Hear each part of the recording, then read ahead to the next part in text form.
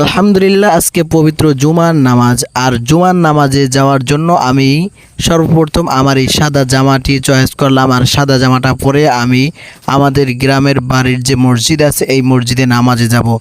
অনেক দিন আগে আমি ঢাকা থেকে এসেছি। ঢাকা থেকে আসার পরে জামা ধুয়ে রাখছিলাম, রাখার পরে আর আমার আয়রন করা হয় নাই, এজন্য জামাটা আয়রন ছাড়াই আমি আজকে পরিধান করলাম। জামা পরার শেষে আমি আমার এই জুতাটি পরিধান করলাম। আর এই জুতাটি পরার উদ্দেশ্য হলো আমাদের গ্রামের রাস্তাটা বৃষ্টিতে ভিজে কাদাচ্ছন্ন হয়ে গেছে, যার কারণে আমি এই জুতাটাই চয়েস করলাম। আর এই জুতাটা পরে আমি আজকে জুমার নামাজের জন্য রওনা করলাম। আমাদের গ্রামের রাস্তার অবস্থা আপনারা দেখলে বুঝতে পারবেন যে কি অবস্থা। আসলে গ্রামের অবস্থা এমনই থাকে, যদি একটু উন্নতি ছাড়া হয় তাহলে এইরকমেরই থাকে।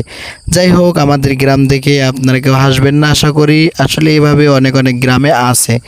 যাই হোক, আমি যেহেতু গ্রামের বাড়িতে বেশি একটা থাকা হয় না, এজন্য বাড়িতে ঈদের সুবাদে আসা হয়েছে।